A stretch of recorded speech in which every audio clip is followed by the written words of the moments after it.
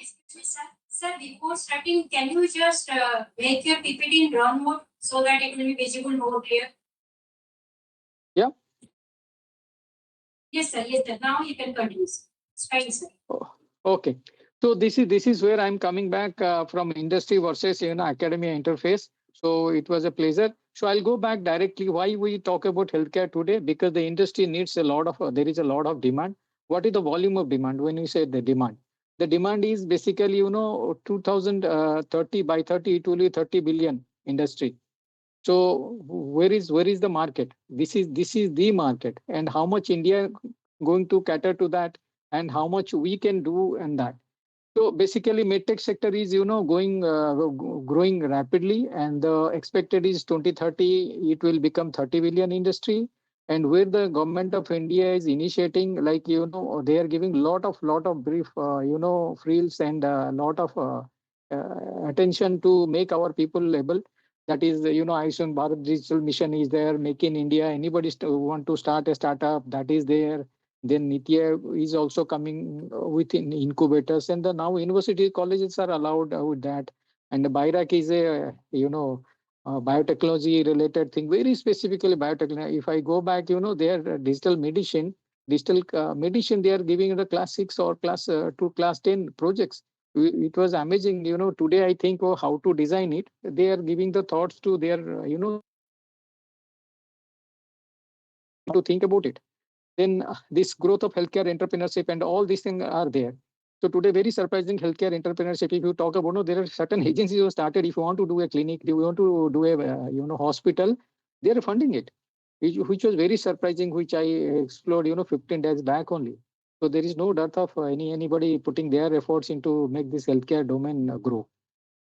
Secondly, this current landscape is, medtech market is valued by 20 billion by 2024, except this US jolt for H1B and all. So rest others, the market is actually booming. So it is moving to from US to Canada and Europe, basically. And the only challenge we get healthcare transformation is basically the US healthcare speaks a different way, where rules, regulations, insurances are there. Indian thing is more of cash driven, and insurance is picking up. So, but everything is digital. Both the things are going. That is where the convergence point. Why we think of Indian healthcare or US healthcare. So this all government initiatives are already listed down, and there the FDI flows, MedTech powers, and TLI schemes. All these things. See, FDI inflows. BlackRock would be one name. Whole half of the world knows. They are going on buying Indian hospitals. They're putting a lot of money into this. Then there are certain auditing firms are coming up. So all this spectrum is going very big way. So this is the market condition, because these are MBA and MCA people. They need to know what is the market condition, why they will do this, why do they adapt and study something. So that is where the backdrop was. So I'll go to the next one. See, this is where we come back to our technology spec. Vision for digital and smart health across India. Fortunately, this was I had a privilege to present it to NAVH heads for a group head and Niti Aayog. Some people were there. So I have to supposed to share them. What is the plan? How people India can adapt digitally? What all can be possible. So we have segregated this. Friends and teachers and all fraternity here. I'm giving a back. How does healthcare starts from a hospital, basically hospital clinics. That is where the backdrop I'm pitching up. Then we'll go to the technology AI. What does it do? And very specifically, I'll talk about a digital twin, which will cover up all these things. It's like a biryani cooked up at the end, where you have got every dishes are separately cooked and then pulled into one plate. This region is basically connected health ecosystem we have to build.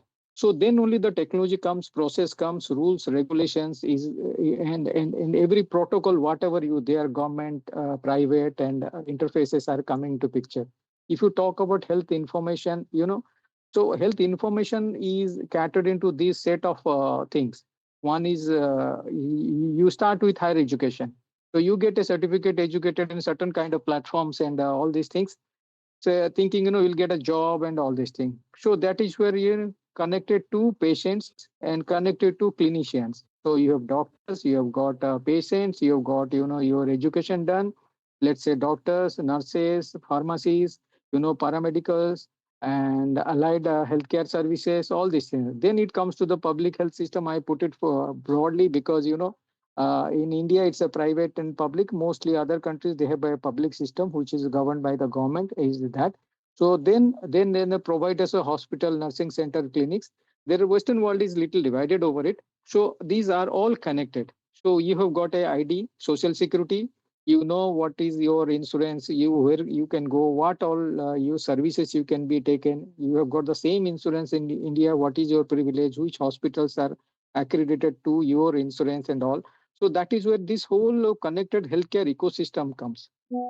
Coming back, connecting back to the today's agenda is this is where the smart health, connected health, and digital health comes into picture. Digital health, I just can keep it. It is digital.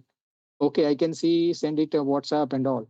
But when I say smart health, it helps me to take a decision or it guides me, go back to this place, or you have a condition which you need to attend.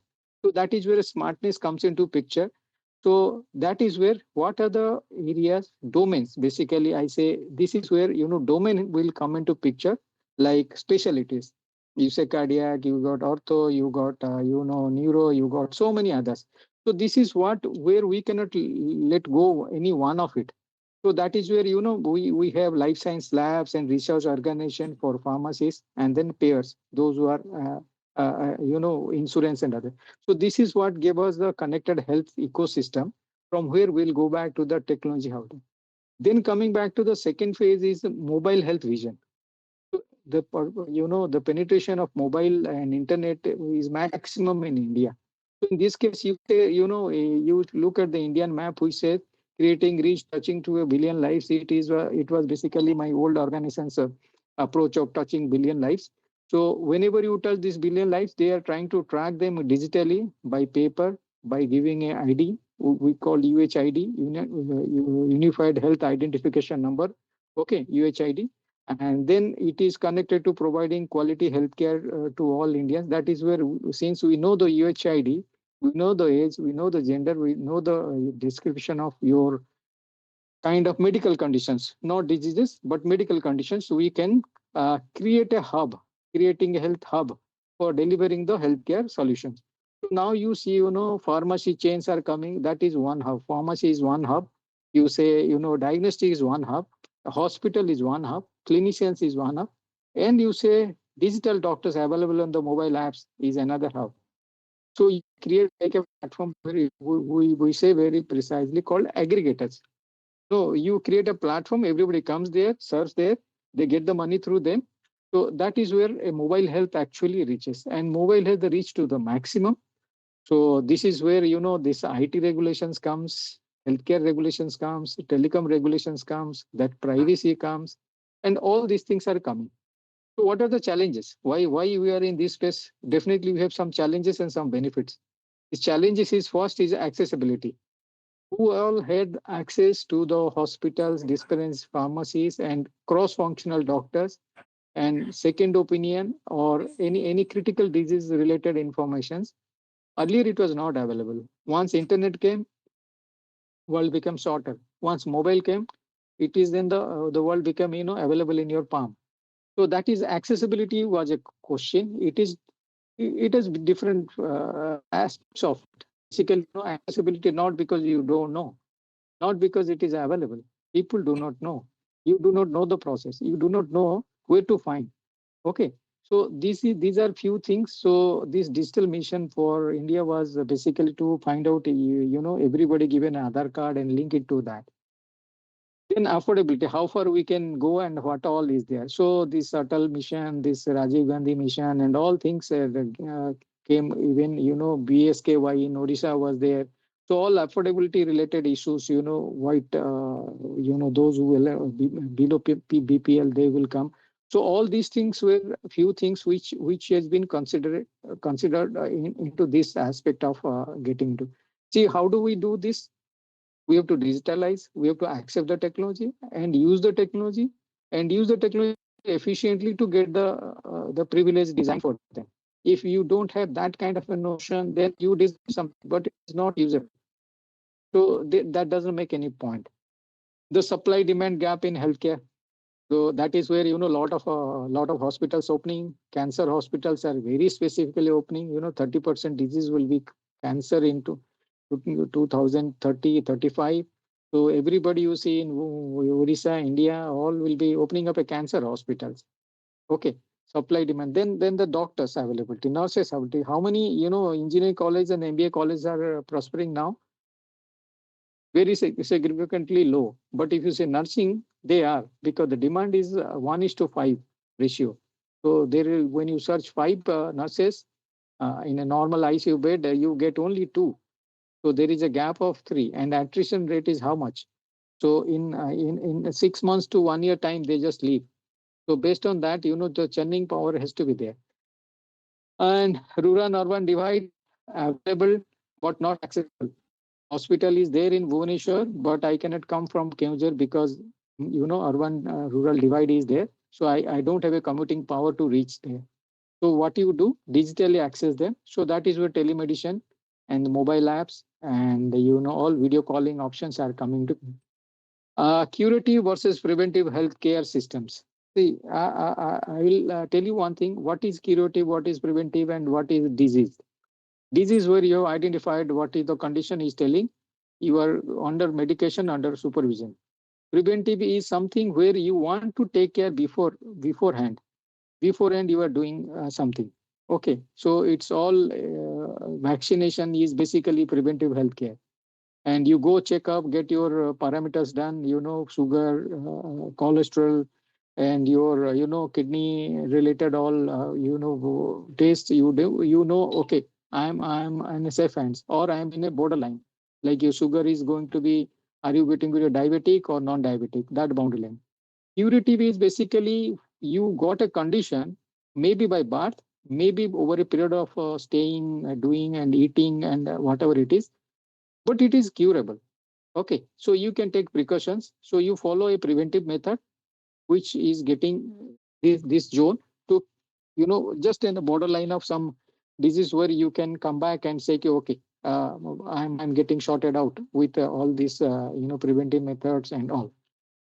So this is the basic, wholesome gamut of ecosystem in healthcare domain. If you say today is going to exist, I'll go deep into there. Wherever anybody has any questions, can ask me or text. Second thing is more of designing will come little later.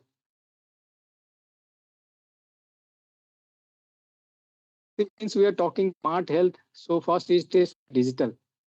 And since we are talking about different technologies, then the process and the accreditation has to be there in the place. Because without that we cannot. Because you will go in a left way saying, I'm a left driving car. Somebody will come right driving car. Somebody will say I'll drive backward. Somebody will drive forward. It will not. There should be some process. There should be some rules. There should be some qualifying indicators. There should be some maximized standard tools which has to be adopted. Then only you can, since the process is in place, you can do certain kind of things. In this case, NABH actually, NABH is a health level, organization accreditation for all labs, hospitals. Now the digital mission of Prime Minister has got NABH digital certification for hospitals, EMR, electronic medical records, EHR, electronic health records. All this has to be certified. So I broadly, 1, 2, 3, 4, 5. These are the key ingredients to create this digital mission framework ready. If I want, if anybody wants, we can get down into this. So basically, EHR, HIS is your health information system, electronic health record, and electronic medical record. These are the things which has to be there. The first is ensure the equitable access to digital health solutions. So if I have got a solution, you've got a solution, somebody else has got a solution. So it is to be catering to a particular size of hospital, certain kind of features to be there. Then you say, CMM 5 level, CMM 3 level, CM1 level, like that. ISO 27000 is the healthcare thing. So you have to follow that protocol and get it done. And you are accredited. This software can be used for EMR. That means it has got these 5 points ready. There is no security breach. There is all clinical records are saved in digital mode, which can be accessible. and it can be shared with a permission, and the privacy is taken care. Those are certain kind of parameters whole of these these stages we'll talk about. And I'm not reading out all detail. Okay, I'll say certification framework is always a issue for everybody, because you try to manage ourselves, because there is not actual technical skill. Actually, there is no data points. Actually, there are certain things which is not cooked in the right way, because the design time already we have not considered those factors. So this certification framework has been enforced with everybody, so that we can scale to the next level, from dispensary to a clinic, clinic to a smaller hospital to a tertiary care hospital. So primary, secondary, tertiary is tertiary care hospital where implants can be done. So like liver implants, and or secondary where operations can be done. Primary where you come with an accident, they can stabilize and get it done. So which is primary care, secondary, tertiary care is can be identified, and based on that we will go. What is the big challenge in this when digital health framework we talk? Implementation and audit is the key. We accept everything, rules, regulation. I will abide by everything, but we don't do that. We don't. We always look for the privilege that has to be given. So this is where the quality is compromised basically, and adoption challenges comes into picture. I'll go to the next one, just detailing the same thing in text format, where the same story is written out here, where I'll see this NABH implementation certification increases the number of NABH accredited hospital using digital font. So if we go into the digital font, what happens is how it has to be designed, what is the protocol, what is the security, all this comes into picture. That is the agenda of this thing. And digital health standards is people talk in different languages. Systems are designed in different languages. Somebody designed in Java, somebody designed VB, some designed in some other language SDK. There is devices, where devices they have to interact. There is something called a protocol called HL7, health level 7 protocol has to be there. So it has to be HIPAA compliant. So this is where a digital health standards comes into picture, where you have to follow that. These devices and your health HIS, hospital information system, lab information system, and health information. Your HIS, when it talks to the lab, he just throws some parameters, some data. This temperature is 105, and his cholesterol is high, blood pressure is this. These are all specific information which comes as a number. So the normal application will not will not understand what has been the machine level language, and what has been the what we say 7 layers. Out of that, presentation layer, whatever we're seeing on the screen, that presentation layer, nothing. So where the challenge always is interoperability. So today you see, one insurance, one hospital group is accredited with one set of hospitals, other is not accredited. So you cannot go. Very simple, like you get an insurance which is covered with all group of hospitals, but central government scheme is a CGHS, they say, ECHS. Okay, so that is for defense people. So they can go get treated anywhere. So their set of protocol of for talking to the nomenclature of the clinical names are very different. If you say dialysis, everybody understand. If you say hemodialysis, people will half of the people get phased out, saying what is the difference in that? There is nothing. I am just saying there is a ferrous element, iron element, and that is how it comes. The certification framework and digital health, all these things are the extension of the previous slide. I'll go to the next page. What what is the key architecture? How it is planned, and how do we do, or how we planned it? See, basically, we have got a central repository here. According to accreditation, we got level of hospitals. Okay, so hospitals, clinics, dispensaries, and each hospital is now connected by ambulance, digital, mobile, laptop, and this thing where the digital framework comes into picture. So this is what has been allowed. This has been told to us. How do you implement? How do you plan? So our plan is like every hospital is getting, they're pulling out their data, like census data. Like COVID time, everybody would have realized how many COVID patients every day. Huh? which hospital, which district, which state is increasing, what is the percentage increase, what is the percentage of mortality, what is the percentage of younger people below 20 mortality is there, how many got cured who is below 20, how many having critical condition, heart conditions or lungs condition got died, like this is. So you have to plan individual repository here, then take it to central transaction gateways where they filter out according to the critical parameter privacy, and then according to that certification of all these things, a certification framework is there. These hospitals, clinics, and clinicians will always maintain disease management. How does it go basically? They find out the patient demography repository is there, doctor repository is there, electronic medical records are there, how many are digitally recorded, how many are digital not recorded. So we cannot collate them and say that my percentage and accuracy is right. Okay, so you have to follow that particular design software, follow the protocol and go ahead with it. You create interfaces of insurance, telemedicine, pharmacy, which will be tagged and identified into this. So this was a bigger national level plan which we have presented at a point of time, so which that gives me a dimension to present here as well. So what we do in the clinics or hospital, this framework, we always manage disease management programs, cardiac disease management program, liver disease management program, sugar clinics. Then you have hypertension clinic. Now one more disease has come, hypertension post COVID. Then mental health is become a very sophisticated word. Earlier that had any issue unless until you say you have got a depression medicine taken up.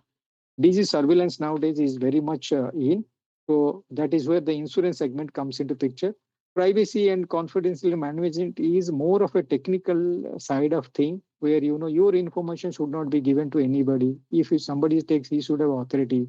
Data privacy PDPA rule will be coming into government of India where it says if my father mother has given a consent about my my all clinical details going for a clinical study or something in post 13 I can deny that. Same thing in HR payroll system. When I leave this organization, they would have they would have doing some kind of analysis what critical factor why this gentleman left. Maybe he was keen on salary, he was keen on innovation, he was keen on timing, he was keen on work culture, work environment, physical work environment, all that. Unless you can deny them saying my this is a privacy, you should post my absence in the organization, nobody can use this data. So till that level it is going on nowadays. So this was the digital framework. I'll come back. This is the same thing. I have put it in literally on the text format, which I was telling in interoperability standards like HL7, already I said health level 7, which is going.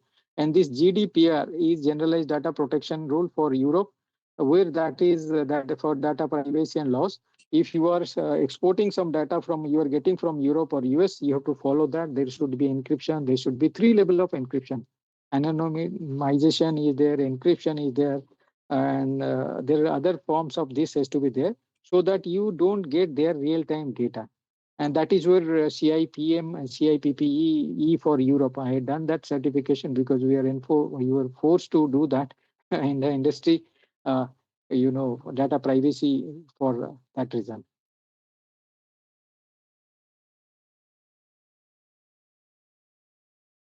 See, this is only only a kind of a pictorial depiction saying how do where do we transit between one to other. You should have a data point.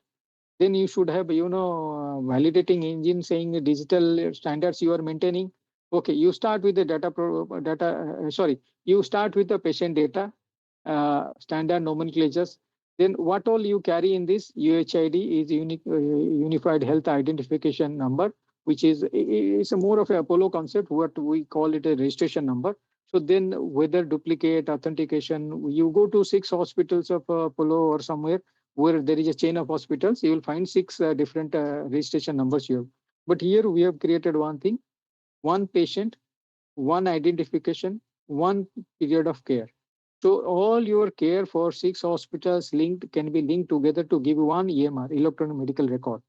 Okay, when it becomes more personalized, you say health record for you. So then it carries all the detail of this UHID, diagnosis, allergy, other fields.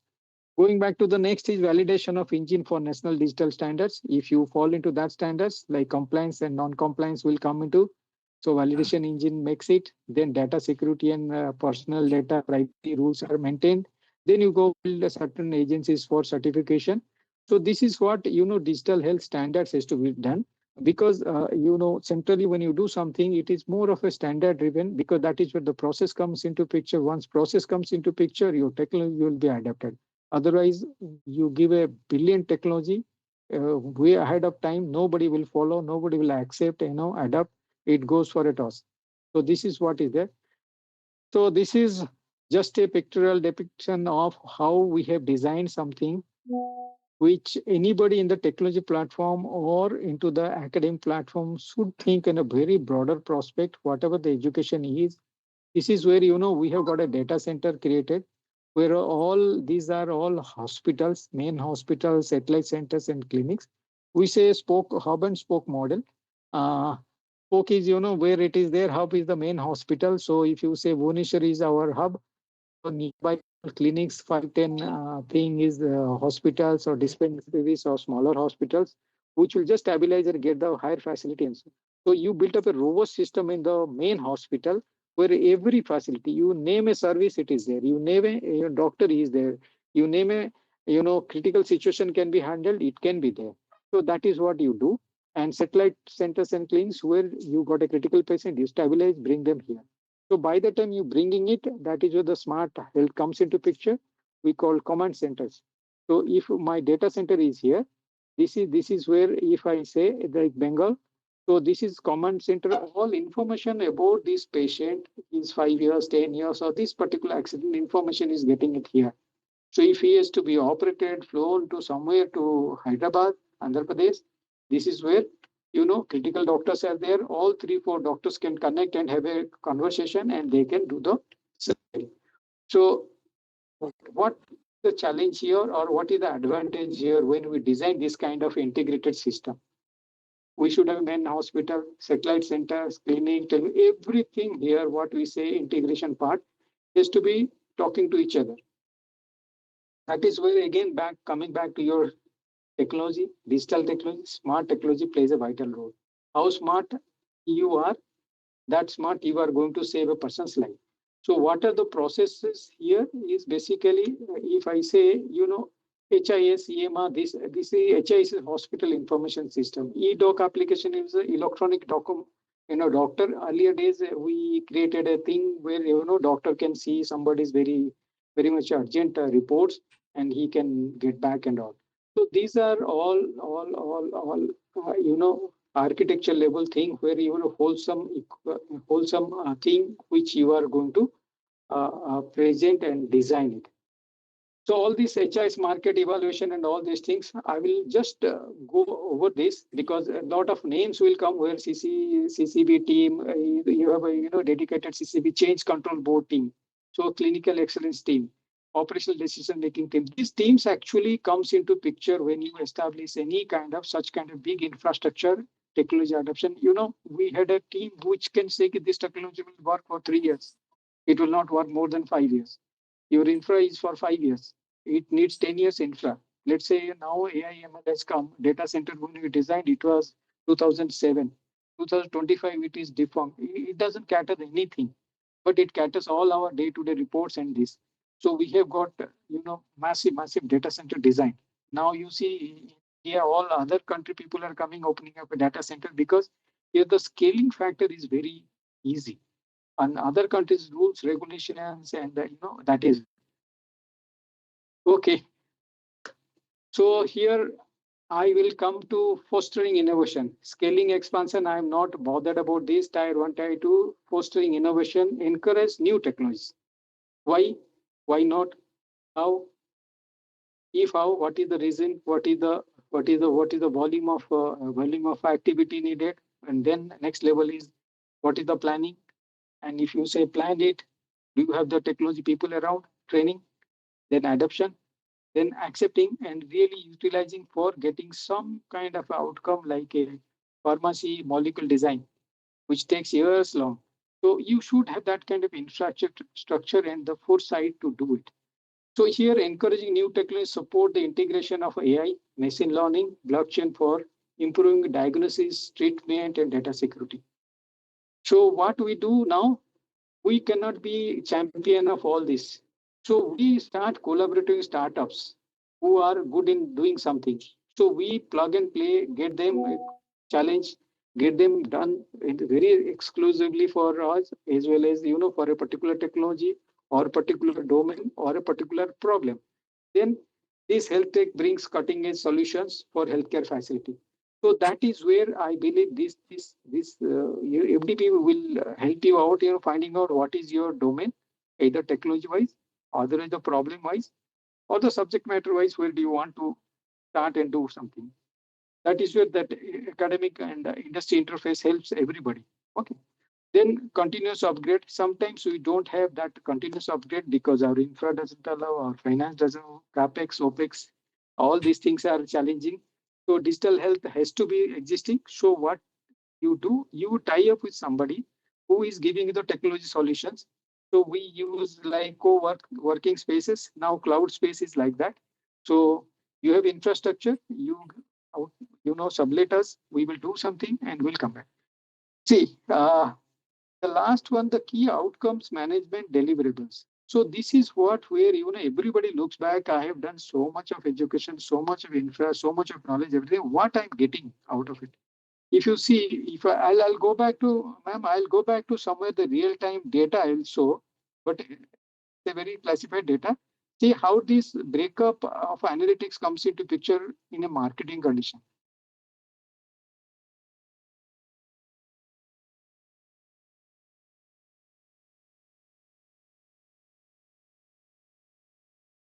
The last set of activity I was doing, strategy for 34 hospitals. See, this is guys. Everybody just have a look. So we have thought of increasing our market reach. See, estimated population for catchment area is 177 lakhs, and Ayushman coverage 116 lakhs, 66%. Then 61 lakhs is pending. Nobody captured this market. Since we had a chain of hospitals, we thought of making it. So we have a way of there's very rude way of calculating, showing to you people, not very automated. But this is how we marketing people go. The FOIC is feet on street status. That FOIC is feet on street is our salesman status. So if we add 1.5 more salesperson in this, how much of budget or how we needed, how much number of cases we'll get. See, this is the take. This is the problem that we want to expand. So what is the challenge? If Bilaspur, this all is there. So see, altogether 177 is our catchment area, 177 is there. So FY 25, you need ideally say inpatient volume. So from where, how many have come, we have found out. See, is 19,900. So percentage volume is something. So FY volume 25, unit IP, this is AVIP. AVIP is nothing but our doctors, the rural doctors and any doctors is they refer to Apollo. So what happens is I don't only market, I get a referral so that I give a incentive to them. I you know what is I recognize them. I give certain kind of financial benefits, and their people coming. That is where we have specifically take care of them. All these things. So out of this normal people coming, and through this effort, it is coming is 12,288. It's a healthcare facilitators. Healthcare facilitators, NGOs are there, clinics are there. There are certain kind of other people who run like touch points. So they how much they have contributed. So this is what the first set of information we got. So we have found out, out of this 250 Ayush doctors, then one more is there physiotherapies, Ayush doctors, then homeopathy doctors, and other thing. Those we don't touch them. So this is where we found out, okay, we can, if we follow this doctor universe, our take was like 1635 doctors were there. Okay. for 177, what's 177 lakh, whatever the patient target catchment area. So we realize, current AVP doctors, we have 796 doctors who are referring to us. So 1635 is, where we can reach. So 49% approximately is reached. So we can go to the next level of catching those to marketing this, our doctors, skill sets, and what all critical diseases can be addressed. All these things were there. So this is one way analytics, we have retail overview for 26. See, we had FY 25, we had 1696 numbers. 15% growth has to be there. See, FY AOP, when I say, guys, it is, annual operating plan, how much you will reach. Okay, annual operating plan was telling, 1964, and this is FY 25. So last year they have, 1696. Now this is 1964. So at least, 300 more cases has to come. So 300 cases comes for a month, 12 into 3. So that is how it has been calculated. So if you say 100%, growth there 34, 39, they will come in FI, additional FOS. FOS is fit on state. So if they get another, this percent number can be achieved with n number of people to be hired. So your revenue in crore was 1791. It has gone to 2329 crores. It will come to 3870, 37.82 crores.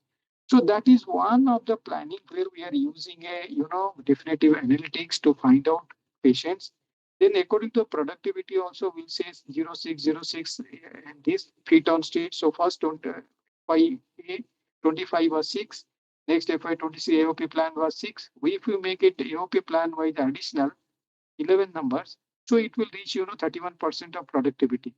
At present, access and conversion ratio is reduced. 24 to 27 is 3%. ABSC doctors is our doctors whom we connect them to get the referral patients. HCF healthcare facilitators, clinics, nursing homes, normal practitioners, doctors, and all these things are there. See, this is what I will not describe. This is what I will tell you. Our doctor coverage is this thing. If we cover a doctor, definitely 1, 2, 3 cases will come. So this where it is 50, 1555 is there. Doctor universe is 1755. So still we are running short of nearly 200 less doctors we are not able to reach. And this says, conversion ratio where population is 177 lakhs. So this is how we do a bit of, homework every time in the marketing and put a strategy. In this strategy, you will find out, uh, what all resource optimization has to be there. Expand coverage within neighborhood market. 10 kilometers radius, how many doctors? Improve doctor-based additional peripheral feeders. Okay, so you call for meetings, you call for seminars, you call for certain kind of camps. So all these things will be there. So potential A plus or A category is there is a category how many patients they have. So market expansion, we think, Odisha, these 90 doctors are coming from, different doctors we catch and say this part of Odisha is supplying this number of cases. This is kind of cases, this critical kind of cases. And what is the mortality ratio? What is the health index and all? So that is where whether we'll expand to that or not. Let's say, we don't deal with eye patients. Apollo is known for health, Apollo is known for heart cases, neuro cases, and this. So we don't take care of it. So if we today we open up that thing, where all we should go? What is the expansion of this?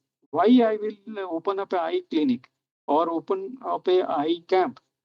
The basic reason, if you guys know, from your eye, there is this AI has built up something with an Arvind clinic in Pondicherry where they look at your retina. From there, they can find out your health condition. If we get that tool, we'll try to find out in the village or urban, semi-urban, how many. We just give a test and we come back saying, out of that, it seems coming 5 years or 2 years, at least 40% will have heart cases, cardiac cases. So we go back and try to pitch them, try to convince, try to give initiatives, do cardiac checks and all. Then we say, see, your condition is this. So this kind of planning is usually goes from the analytics part of. And then driving efficiency is this Congo is name, cancer, orthopedic, neuro, gyno, and another one is there. So these are the specific areas where we just focus on that. These are certain details of things. See, FY 26, yeah, cardiac, ortho, neuro, gastro, oncology. So this Congo part only we focus on. How many cardiac camps we will do? 14. Ortho camps will do 10. Like this, it will come out. And how many cases where we will go and do? CME is our continuous program of educating people. RTM is a relationship team meetings. I'll go with my senior, talk to a doctor, talk to that. Why don't you refer us this? And corporate visits is already everybody know. Other city camps will create a camp, health awareness camp, and digital videos will show a critical case a doctor had done an operation, or will show 5-10 cases where it is critical disease that they will come. Okay, newspaper arts and so this is kind of a analytics part where we have done for certain kind of marketing area.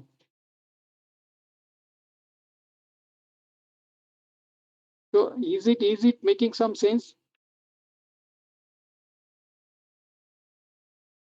So I was here. From here, I have gone to the competitive awareness and all these things. Break up this. So section B is the thing which people maybe trying to link it up. I will show a small video at the end saying what is the thing. So this is where I will say this is a broader picture of where what all in a hospital goes or a clinical forum it goes. This gives an idea of whole lot of end-to-end clinical domain information at what level what is there, what level what is there. So data aggregation and consolidation is our typical needed, because if you don't have data points, that to really curated data points, nothing can come out in technology. You may be running a car, but it is not efficient. It is not making you reach in the destination the time frame needed. The mileage it has to go give, it is not giving. The facility that AC is not working. So like that, if your data points are not correct, accurate, you have to get rid of all noises. Statistical people, they can understand that much better. So that is where it is. So we start with, we will come to the left, consultation, stakeholders. First, we get patients, then medical staff, their information is to their administrations, what all is done, what point of time this has come, what point of time it is processed, what point of time it has gone to the OT, what point of time it has come out of OT, what point of time the pharmacy has supplied the drugs, what point of time the nurse has injected the injection, which is a critical, how frequent, what all. Those kind of all these things are there. And medical students is, DNB doctors nowadays is a part of medical students. They do their internship there and for 2-3 years this. So this all data has to be there. So they should have application access, they should have few knowledge, and portals are there to track it. So health providers and government schemes, so public health channel is there. This is from there the hospitals are connected to data center. Then whole hospital related every, we have a chain of hospitals, 84 hospitals. So we have a always have what kind of hospital connected to what data center. So I mean 6 instances. So southern region, central region, northern region, eastern region. So that is how it comes. So each part is there. Then you know, every hospital should have a blood bank in their service. So many times people do not have a blood bank in their hospital. They rely on the other outside providers which are linked to them, and they do it. Like similarly, like emergency services, these ambulances are like that. It is mostly a outsourced service. In those cases, security is also a outsourced service. So those kind of things we have to put together, saying a framework where our MIs or dashboard is coming, executive dashboard, what is profit, what is loss, what all, what percentage, this growth sector is showing up. So this is the wholesome framework where you say, my MIS and dashboard is loaded, so your data is approximately very much fine, and say it is, whatever the volume you need, it is there. Whatever the clarity you need, that is there. The data points is there. So this is how it is going. Uh, this is where the surveillance comes with the budget and actual incomes. And nowadays, it is now you take it out. What Madam was giving example, that SMS pushing, one SMS has come to a doctor at midnight where it got, that there is a tentative heart attack or something. That is what we call it a war room. We have got, like TV surveillances, CCTV surveillances in many places. Let's say you are in Bhubaneswar, there is a center in Cuttack, there is a center in Dhankanal, there is a center in this. These physical, pharmacies, doctors are sitting there watching, shift-wise watching all the vital parameters of the ICU patients. So those are war rooms, not in the hospital. They will get monitor the critical factor, which is, fluctuating. So immediately they can talk to the doctor saying, this is what. And that is where the patient case is already accessible to them. They can just refer back their case, and they will suggest this is what is done. Immediately take him for a MRI, CT, or go for cardiac check, and you see do the test, ECG, and all these things. This is the extension of what we have been doing it. So nothing to do. Create your capacity building by training, then awareness and stakeholder engagement. So camps, RTMs, all this monitor and evaluation. So you when you've done the camp, how successful it is, how many cases has come. At the same time, you see performance matrices. How many doctors has gone contributed to that. All these things are there. And basically, interoperability of data and integration is the key factor for us for going to the next level.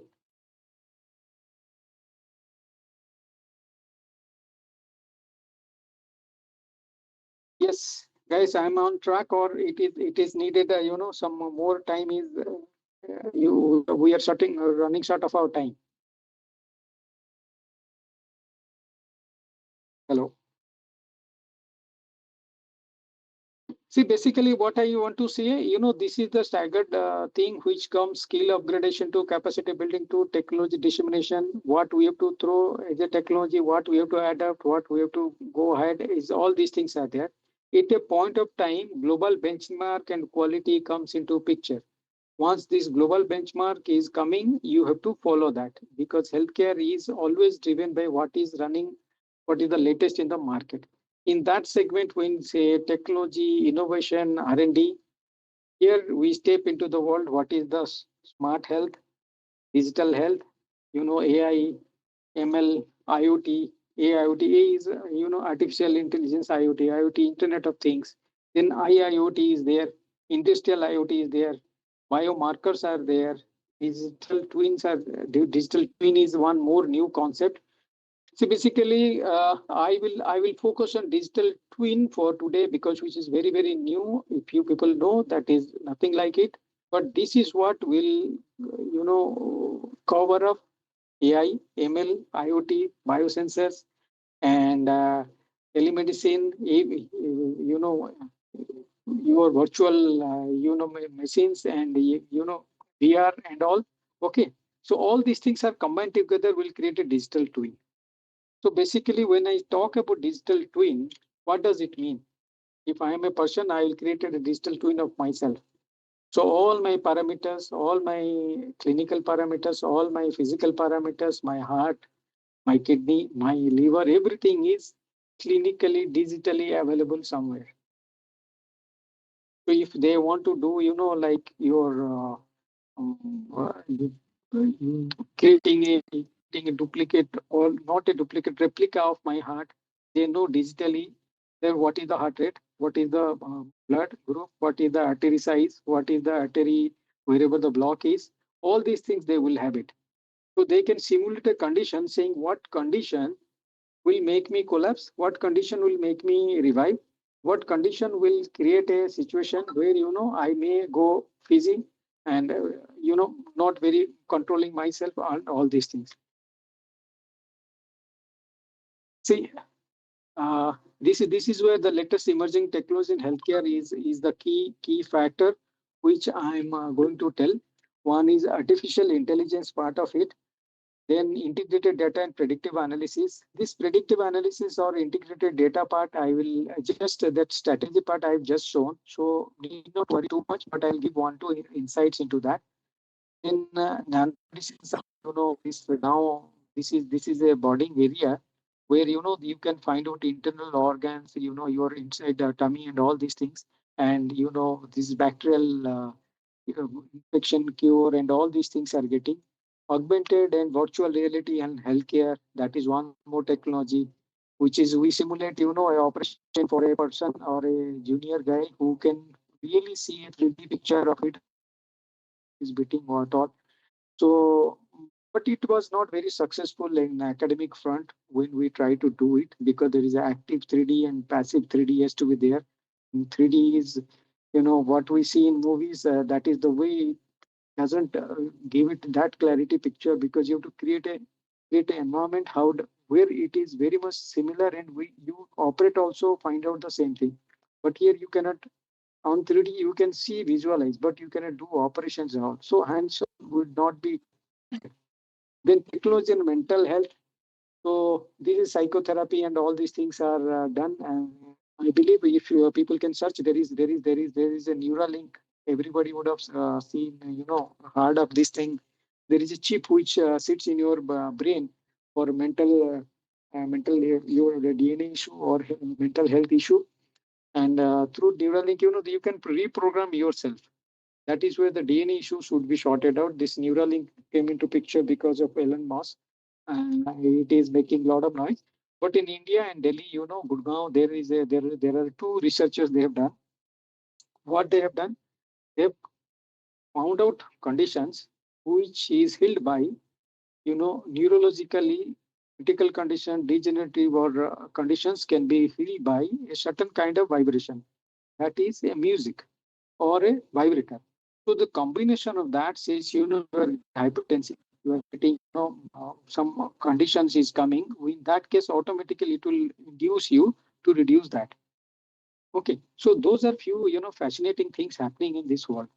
So remote patient care, monitoring, virtual care is everybody's aware with mobile. You can find out, locate where the patient is, what is the condition, what is the temperature, what is the pressure. So my take is whole is digital twin for health is the topic of today, which I am going to tell you with a small video, which will add your artificial intelligence, your data capturing data points, nanomedicines. This is digital medicine and augmented reality, then technology of not mental health, but this patient monitoring and virtual care all together combined with IoT. I missed out somewhere IoT, so IoT would be there to make it a digital twin of for health. So we can create a digital twin of any manufacturing unit. We can so many other things, but healthcare it is different because every time, every second you change. And this wearable health things like your watches and other that is creating lot of dimension to this. In this case, see what we say the presence of technology like artificial intelligence, machine learning, virtual care, and Internet of Medical Things, IOMT. So AIoT, like artificial IoT and industrial IoT, strongly improve medical facility. So this is what is the healthcare ecosystem nowadays with this emerging technology is coming up. So guys, I'll just take few more just to say this artificial intelligence in healthcare, machine learning AI it comes. So I put it a very specific analysis of analyze the CT scans. So CT scan, MRI, and all these things. This space time are also working out. I'll tell you a very classical condition where when you go to MRI and CT, so you have to go through the tunnel of that MRI and do it to certain kind of conditions where critical condition treatment of effective or critical conditions are there. So in this case, critical condition is I'll say you where the AI come into our help is basically uh, basically what has happened. We have got a CT done. But this is an old patient, 80 years old. He is not able to do. So there is an element called dye. There's a blue color print, ink. It is injected in that so that like cardiac uh, cases, when you do a analysis for your blockage, this dye is put into that. So wherever the blockage, it is enhanced and you can find it. Similarly, they put a dye in your for CT. So whenever there is thing, either you use a half dye or full dye. The patient is very old, cannot cooperate, is not, in a condition who will go through this radiation and all. So in those cases, there is a half dose and full dose.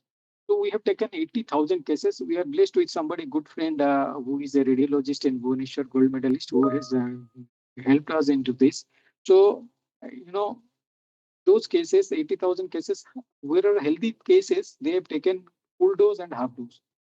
From half dose, what is the condition? What is the inferences? For full dose, what is the condition? What is the inference? That has been mapped at a point of time saying, what is the accuracy? We got around 86% of accuracy.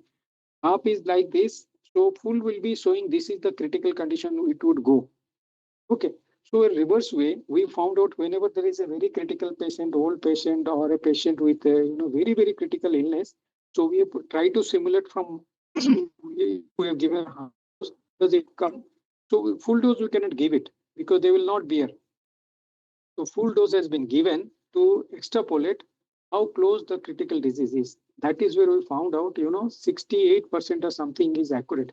At least better than, half dose analysis is this 68% accuracy makes you you know, much more adaptable to take a decision, which is your, you can say, clinical decision.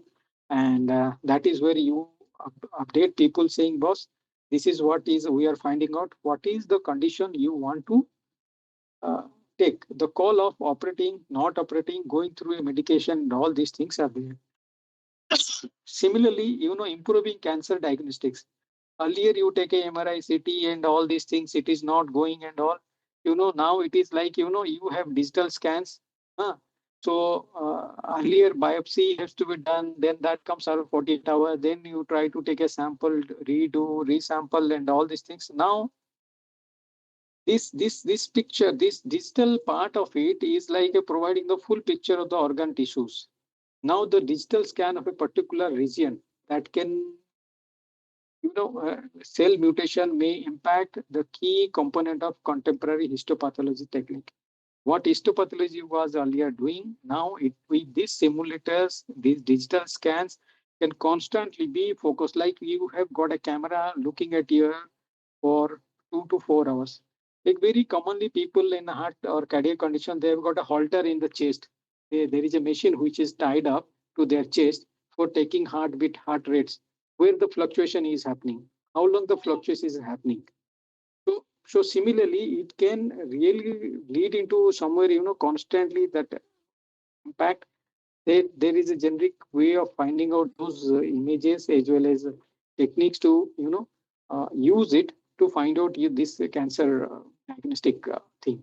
So this is a big achievement actually.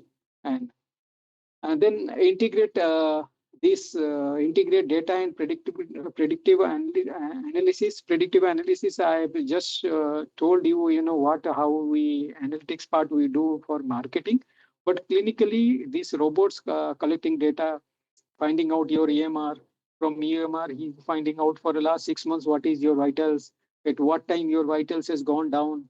When you woke up, what is your your heart rate, what is the reason, because you have eaten what all you have eaten in those days. So if it is a winter, what is the rate? If it is a summer, like these kind of conditions, we always go through and find out. We are like quarks. We know many things. So so that is where this is the replace people with their job. Robots no, but they will augment you to the next level. Such visions are already common in some fiction movies like Matrix or other places you would have seen robots doing for them. Here they know they will tell you the pain scale is there from your face. That camera will say the pain scale is 4. So the person who is in and been pricked by some operation is going on, the others can outside can understand because there is a alert in the facial expression. So that image scanning thing can be identified. Now the pain scale is increasing, so reduce that, or you give the lesser dose, or you just hold it for some time where it gets settled in the body condition. So this patient pain, we have a pain scale from images, emojis like a kind of thing which we get. And third one is nanomedicines. Nanomedicines, or the use of nanotechnology in healthcare, is the medical field is highly targeted treatments. Like they will put one capsule which is guided wire kind of thing, which we go, like a catheter or with endoscopy. So which goes moves inside that and starts reading that what is the chemical agent it is there in the body, or takes a fluid camera, takes out the fluid. All these things are coming out without cutting, without inserting some foreign objects and all. Then that challenge medical, that is where these nanomedicines are coming of the age where this is going to be the thing in future, because these nanoparticles you gulp, you find out, you let's say you are getting one anesthesia. So once given, now local anesthesia has come. Earlier it was a generic anesthesia for whole body they will give, even if you get a full prick. Now the local anesthesia is there. Now it is not in your tummy something is there, then they can give a patch kind of thing which will go and settle down for some time. So all your pain is reduced. So which was it was beyond our imagination, but it is happening now today. Okay, so how these nanomedicines are there? Tragedy, targeted drug delivery, nanoparticle delivery drugs, particular disease cells, reducing side effects and improving treatment effectiveness. The cancer, it is now going, particularly cancer. You prick the area where the pain is there. There is a gamma machine which radiates and gives. Earlier chemotherapy for whole body, it is impacting. Proton therapy is one more, very costly, but that is where it is cell level, it starts burning it. So that particular cell of particular body is getting, getting treated instead of whole body is get treated unwantedly. Sensing and monitoring, this is your, conditions where you need a constant monitoring. Biological markers are there, detect biological marker. I'll tell this continuous fever monitoring is Dozy is an Indian company who gives you a small like a watch thing, like a digital watch. It will put in your next to your neck or a shoulder on a baby who is getting into constant fever. So each hour it records, each hour it records, each hour it records. Whenever it goes, let's say 104 and other conditions, so it pushes to the system alert saying, this is where the condition is going. Because certain kind of liver problem people, fever is a critical disease. So it may look like, just a fever, but it will get them down and then they will collapse. You cannot recover them. So those cases, Dozy in Apollo and other places is creating a lot of Bhubaneswar, this, I believe other hospitals have this thing also. So anytime this uh, monitoring of fever is there, they just put this device on your shoulder or chest and just try to get the information. See, how does it help operationally? There is a nurse running, trying to figure it out, trying to write it down, and then try to enter into the application saying this fever, each 1 hour one is running, trying to figure it out. Not needed at all. That is what is the advantage of this technology. So this device is there. As long as you are carrying in the pocket, they can trace you out. If you are in bathroom, have you gone walking on the corridor? Have you gone for food or something like that? This is what is each hour it is monitoring, pushing to the system itself. Automatically interface is there, like Wi-Fi. It is getting it. So that is what the key power of health tech. So diagnostics and imaging, I believe this is and these nanoparticles to improve the clarity of MRI scans. So when we give this dye for MRI scan, these nanoparticles, let us understand in a different way. This is, see, different colors are getting enhanced in a different filters. If you get a color filter, So your green is enhanced. So you want to find out, remote sensing. I had worked in remote sensing.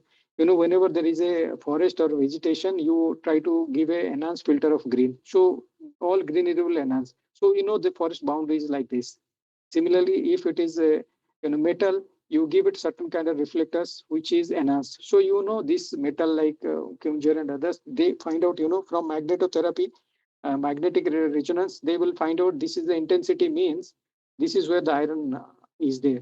So similarly, what you do is certain kind of color, this nanoparticles, you put it to that post, is that part you can find out as long as it is given, like dye we use for cardiac cases and CT/MRI cases. Similarly, you can do this nanomedicines.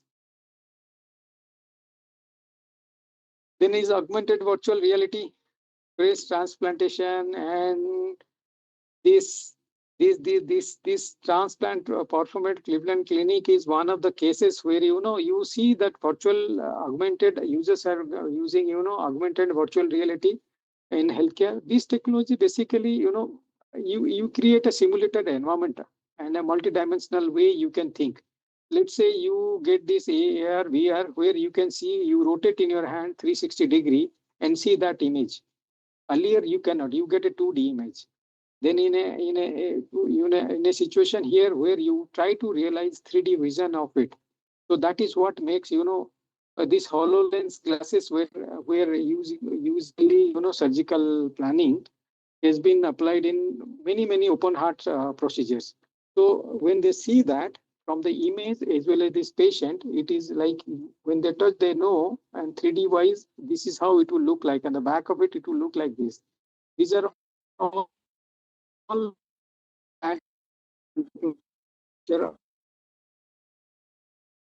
has got no 16 slice, 32 slice, 64 slice. So like a bread, the body is cut into 64 slices.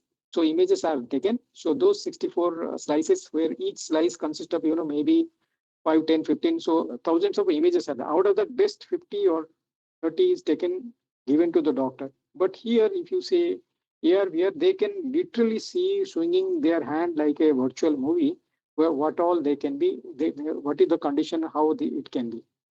So technology, mental health, I will say digital therapeutics. It is. I'm not going to talk about this. This is only DNA pattern is one thing which I'll talk out of this. The mental health is a condition where you are shocked, you are petrified, or you are very much. So there is a DNA pattern comes out like every time you doing exercise, you muscle memory like that. This DNA patterning is there. So people very typically find out fear of something. Okay, fear of the people are doing their hand washing every now and then. They feel something infection is there. Some XYZ reason may be there. Similarly, door closing, and sometimes you are scared of something. So those are you. It is not a defect in you. You started using so frequently.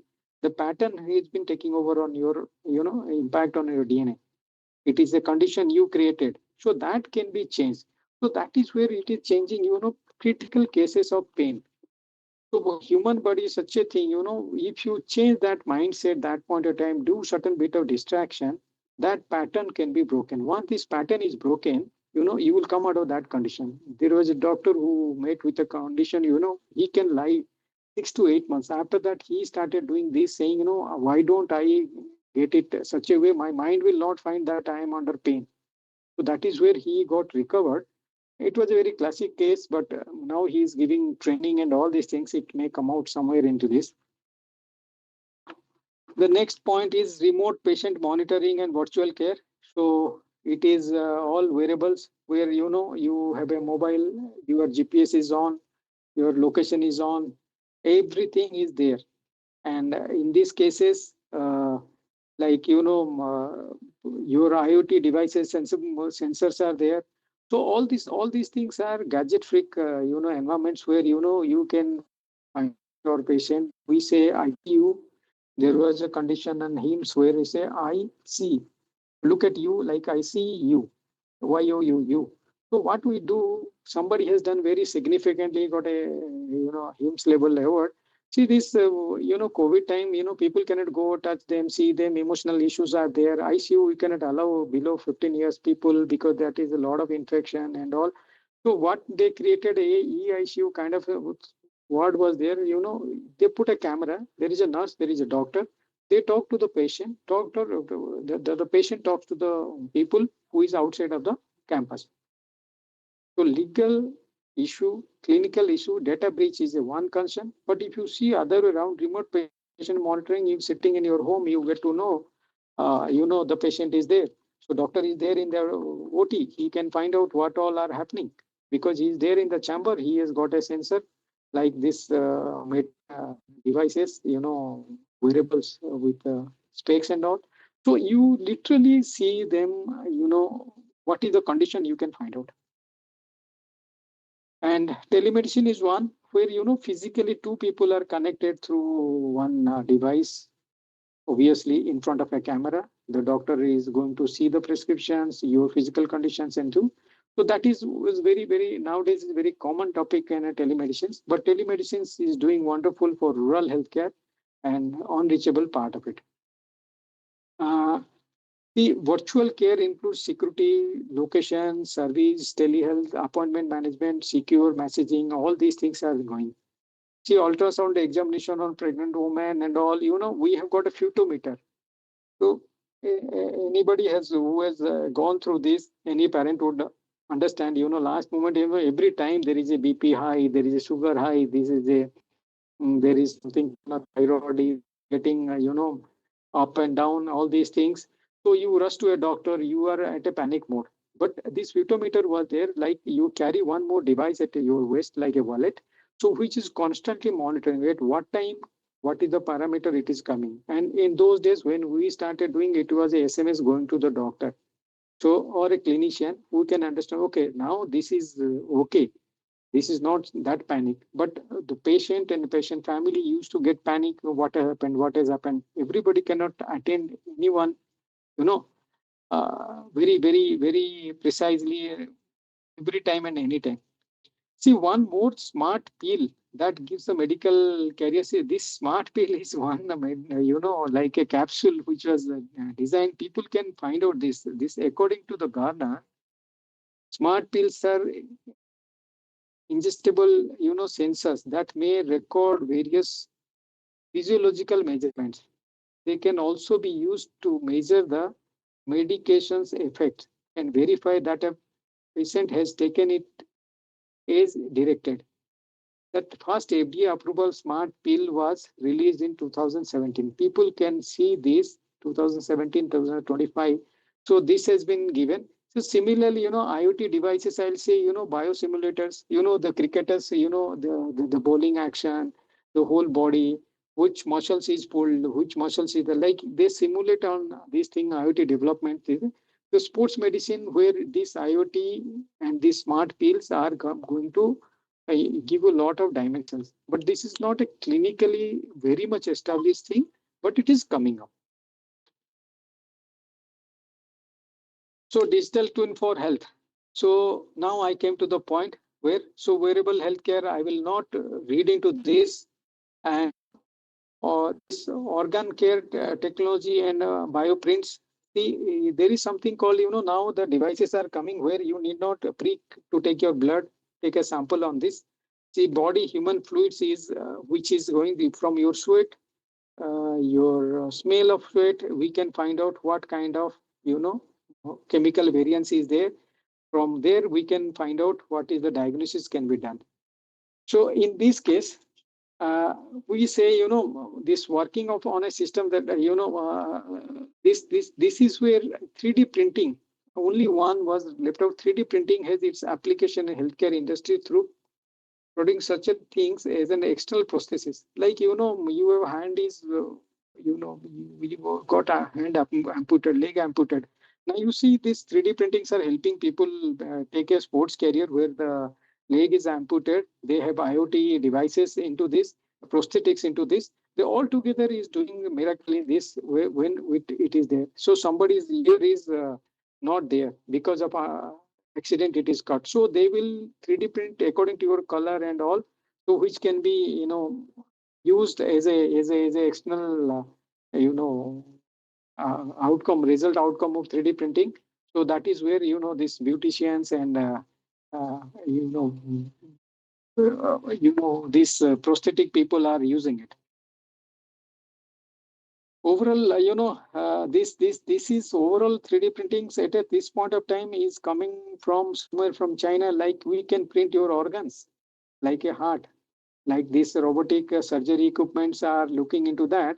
Sometimes they could save their life by people fighting cancer, because they will try to simulate a cell which is just stronger than cancerous cell.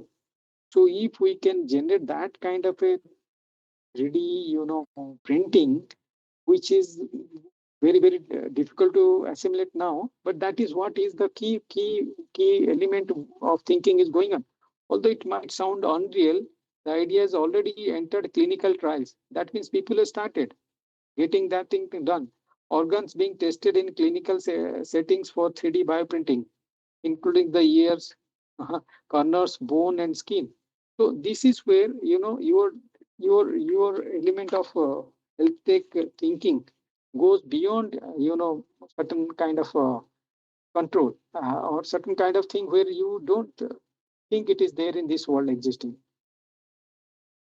Healthcare data management, I will just say, electromedical records, your wearables, your medical imaging records, your workflow optimization records, your personalized therapies, your, personal exercise books, where you have done what all activities are put into one platform or one place, which is telling you, this is what is the key of your whole information about you. That is where we keep all this data put together to create one digital twin. So here, sustainability, I will come back here, contributes to decarbonization and contribute to see, this is where sustainable healthcare is now European Union has decided that there will be no films for CT, MRI, X-ray, ultrasound. So what will be there? The PDF copies will be taken granted, and paper copies will be taken for granted. So that is where in my company and our people at Fidelcia is creating PDF images of CT, MRI. Not only reports, we are giving those images medical grade, which is in some other point of time, I will show you. It will go in email, WhatsApp. You can keep it in cloud. You want to access, you want to download whenever it is there. Let's say 5 years, you've done 5 CT MRIs. We'll keep it there. We'll try to analyze 5 years. What is the difference? What is the pattern?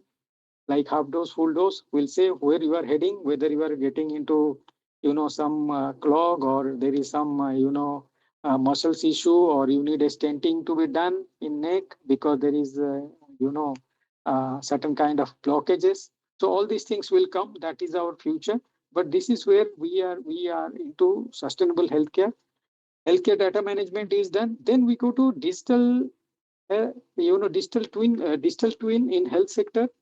Here, I'll just sum up saying these two are the last one. See, this digital twin is nothing but copying our reality to virtual world, and it is one of the most trendy concepts, often related to the world of digital twin. The big tech organizations and companies are focusing on creating as accurate as possible replicas of the world. If somebody is trying to keep it the working process, somebody is trying to, we typically try to assess the physical conditions.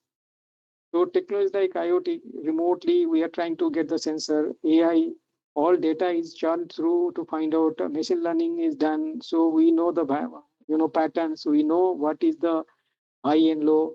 Virtual reality, 3D wise, how it is to be presented. Sensors are there, so we get to know sensor patches, pain scales, and all. 3D printing of ears, nose, and all. So this opens up more opportunity for new development among others in the health sector. So what we do, we create a simulated version of you in our world. So whenever you say I've got a pain in my chest, we know what is your height, weight, what color, what weight, what is your vitals, what is your heart rate, what is your blood pressure, what is your cholesterol level. So we can see all the conditions. What is your artery condition? What is the blockage into that? So whether we can say this is because of your, muscular spasm, or really there is something to be concerned about your heart internally. So digital twins are dimensionally exact 3D digital models that can be swiftly updated to reflecting changes with their physical counterparts. The growth of this technology made possible by artificial intelligence and machine learning technology.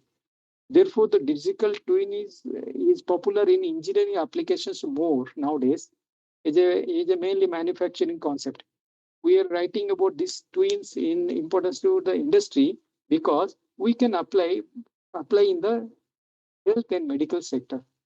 So what we'll do, even if you are there not in hospital, in your home, we can give you the care. What is supposed to suppose you will be getting it in your real time hospital environment. Okay. Okay. So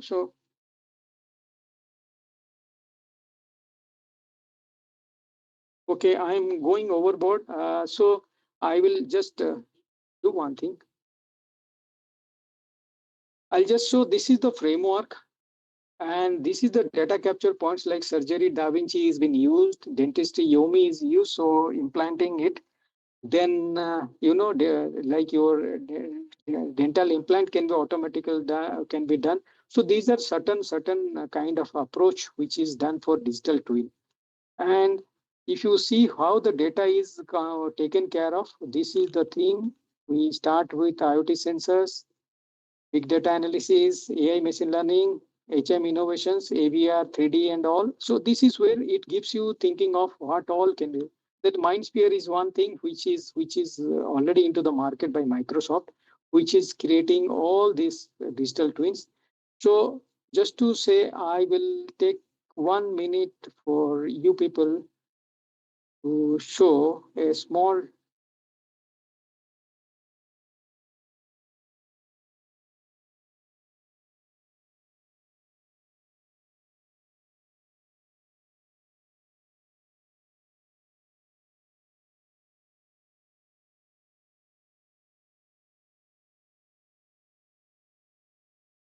Audio is not coming.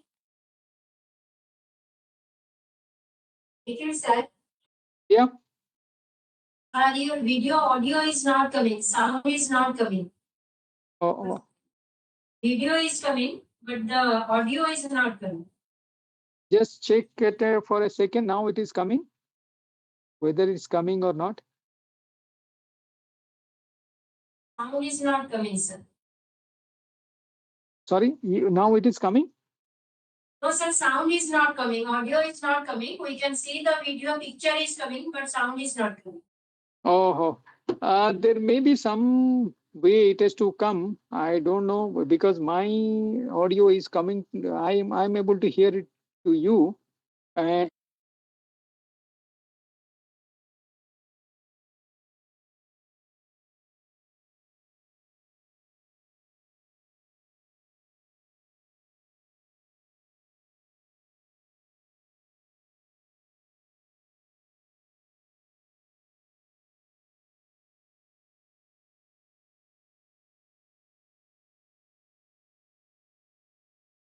and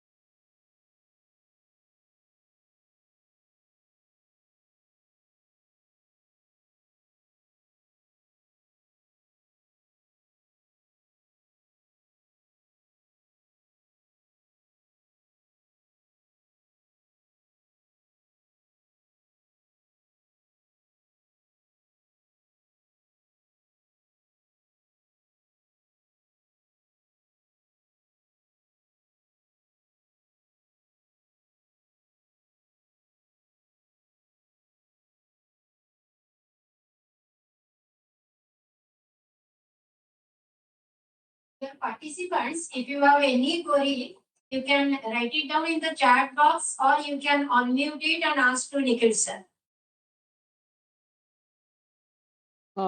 Yes, yes, yes.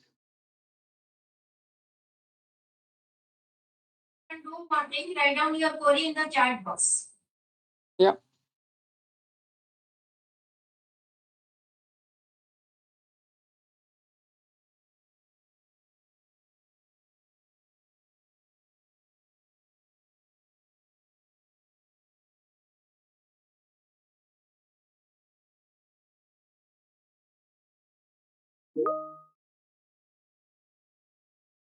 Yeah, I can get Mishra. Any questions from the participant? There is, sir. Could you please? What is this? Um, is can you somebody sir, please share examples where digital twins or predictive analytics have been successfully implemented in healthcare? Okay, so Simantika, right? Okay. So this is where healthcare very literally one two places is there, but I can say very personalized case where it is part of digital twin. I can say is been used where they have all detail of the patient has to be there. So which is significantly very challenging thing. Okay. Now we can create that partially by getting all detail.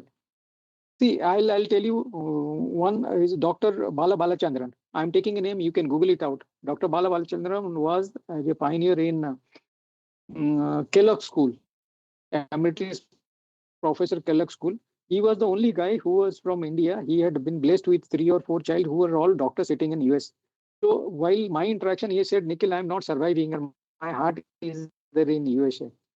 So I was just thinking, old man, I've gone for a startup. I'm thinking I'll world jump out of, make move whole world turn around with smart ambulance before Corona. So I was on my, high, full high saying, oh, this is what, that is what can do. Then he said, do you know this is what? Because that heart rate, they had got implanted one kind of a vibrator machine, which is keeping every record of his own world in this. And anytime there is a lag, they need to reschedule. Pacemakers, there is a vibration change has to be done, something has to be done, they will do. If he is getting dizzy or something, it will be identified. So immediately the phone call will come, you take this medication. That is what I have seen partially in my life. This part of time, this is this I cannot say. This digital twin will ultimately come out as a movie world cyborgs. Whatever the human having all digital gadgets in him working like a robot will be coming up. I'll do one thing. This is a fair bit of question to throw in this community. I will do one thing. I will share this. I'll typically find out and give it. But this is done in other industries are already there.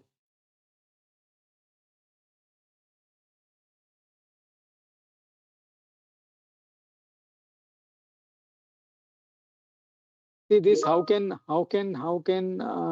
this question is how can emerging medical technology innovations made more affordable and accessible in the Indian healthcare context? The answer is Deepika ma'am is always tough to say a rightful answer.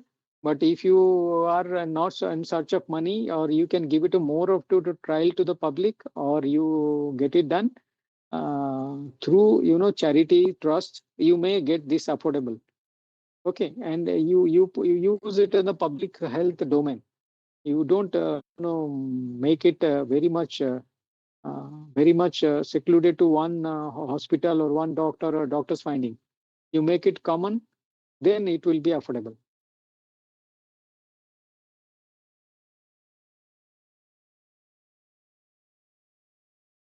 So anybody has any questions or something, you can ask to uh, uh, can get my mail ID from madam and get it. I want a candid answer in this case. How many have felt it is boring? How many has felt it is interesting but not able to get a big picture idea? because my intention was basically to just give you the brief of what is healthcare. Then health tech comes into picture. If you don't understand healthcare, where do you apply? You can apply in research, you can apply in diagnostic, you apply in medical technology for operations, you can for medications, you can for operations today operations of a hospital, your ambulance, everywhere you can use it. But you need to know where to use it. What is your strength? What is your need of the thing? Okay.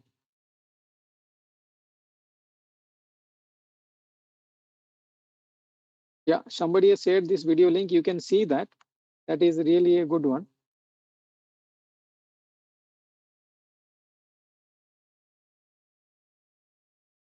Ma'am, I am done for the day. If anybody has any questions, can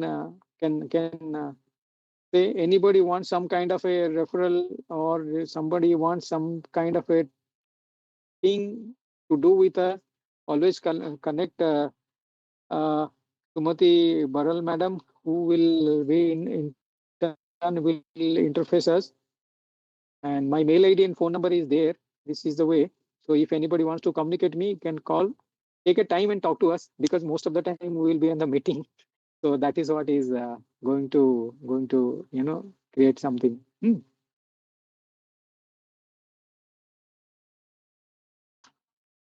Now recently we had designed something which productization is going on. We may try to make intellectual property right, or only other way around we can do anything, we'll do. In that context, anybody has any question, we will share. Much for your valuable insights and real world perspectives. Sir, thank you. Thank you once again, sir. Over to Navina ma'am. Thank you, sir, for this engaging talk. I'm sure you asked whether it's boring or interesting. I'm sure it must have been very interesting for those who want to learn. And thank you so much for shedding light on technology upgradation key focus areas and latest emerging technologies in healthcare. And thank you so much. That's all in session one. And we will proceed to session two. And the topic is AI applications, case studies, and ethical considerations. And our speaker is Dr. Devashri Tripathi, Assistant Professor, School of Electrical and Computer Sciences, IIT Bhubaneswar, Associate, Harvard University. I'll just elaborate a little bit about her. Dr. Devashri Tripathi is an Assistant Professor in Computer Science and Engineering at the Indian Institute of Technology, Bhubaneswar. Her research spans in computer architecture, machine learning, hardware, software, co-design of AI systems, energy efficient computing, sustainable AI, tiny ML, and systems for healthcare, drones, autonomous cars and robotics, mobiles and edge computing. Her current research focuses on ML for systems and systems for ML. That's interesting.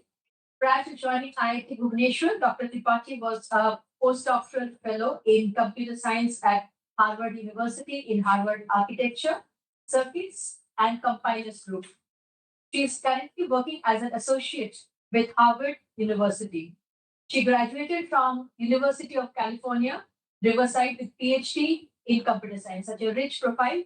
And I hand over the session to Dr. Devashri Tripathi with the topic AI applications, case studies, and ethical considerations. Over to you.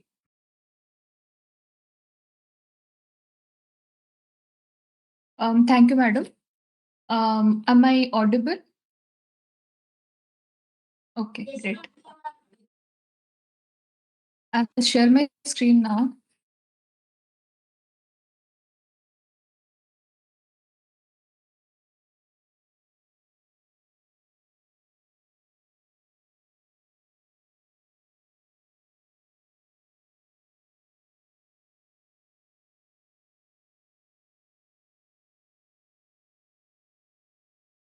Okay, I believe the screen is visible.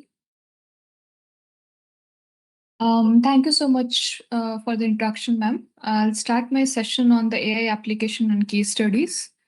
So I'll skip the introduction part. And okay. So as the healthcare is concerned, what is the role of AI or any AI application in the healthcare domain? So, like typically the smart watch that we are wearing, the smart glasses that we are using, like all those things are equipped with certain modules, and the goal of those modules is to extract our healthcare related data and also help us with some semantic understanding, help us with certain tasks such as question answering, knowledge extraction, decision support, summarization, etc. So the healthcare devices that we design are equipped with all these tasks. And typically, everyone is using large language models or generative AI models. So, one of the important things that these AI models or large language models have to like tune to, if they are going to be used in the healthcare applications or in the wearable domain, for example, is so first of all, like these AI models and large language models, they come with lot of computational cost. And second challenge is that they have a lot of memory accesses and memory costs. So what these are, I'll describe briefly in my talk. And for like, let's say I'm asking a question to my large language model, I don't want to wait for 1 hour before it starts giving me the answer. Or let's say if I'm preparing for my class, let's say for a lecture, I want the large language model to summarize my slide for me using some visual content. I don't want the visual content to be generated halfway through and the screen crashes, right? Nobody likes that kind of experience. So all these things happen because of the challenges that are listed here, to be specific. And if we want the healthcare domain to make use of the AI models, then one of the most important things that we have to think of is the AI infrastructure part. How do I make sure that my model fits in whatever hardware or computer or system that I have? So that is what my research typically tries to answer. So, to be specific, for example, in the healthcare domains, one of the primarily used component is the wearables. Wearable example can be wristwatches, smart glasses, the pacemaker. Anything can be called as a wearable, and the one of the one defining factor for the wearables is limited battery life, and they have very less processing power. But the challenge is large language model or the AI models that we are going to deploy on those wearable devices have high computational cost, they need high power consumption. So how are we going to make it possible that like the wearable with less battery life, with less processing power, still is able to run our AI model and give us the standard output that we are going to expect it to do? It should meet the quality of service. That's a must. But in the current state of art systems, we use large language models, and the large language model needs certain AI infrastructure, but like huge memory processing, huge RAM, high energy, some specialized accelerators like GPUs and TPUs and all of those things. So that's the reason like we need the large language models in order to deploy that on the TinyML device. We use certain techniques, compression techniques, to make it fit into the my TinyML device, and it should also give me a very good accuracy and without compromising on my quality of service, and also not by not taking too much of energy consumption. So these are some of the defining questions or research questions that the academic community and the both the industry as well as academic community are trying to find answers to. The question is, for the healthcare domain, how do I make sure that I'm using the AI models or the large language models and try to fit it on a resource constrained device, which is essentially what is there inside a wearable, and make sure that my solution has reduced energy consumption, takes less latency, and the deployment is also very much cost effective. So this brings me to the most important topic that is worth discussing in today's session. That is, how do we look at the AI infrastructure, energy efficiency, and scalability? So I have a couple of questions for the audience, and I would appreciate if the audience is as interactive as possible. In the talk, I'll pause at certain intervals, asking for and encouraging questions from the audience, and feel free to ask me as many questions as you want. So, first question is that what is the meaning of AI infrastructure? Anybody would like to answer it, or are there any thoughts?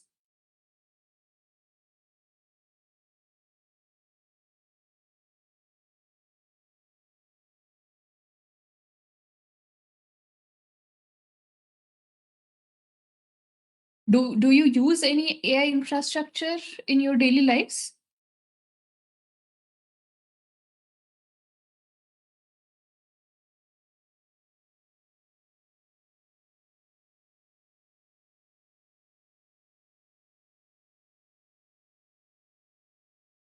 Okay, for example, the chat GPT, which we are going to use, we are giving the questions and magically using some vastu or something, it's going to give you some answers, right?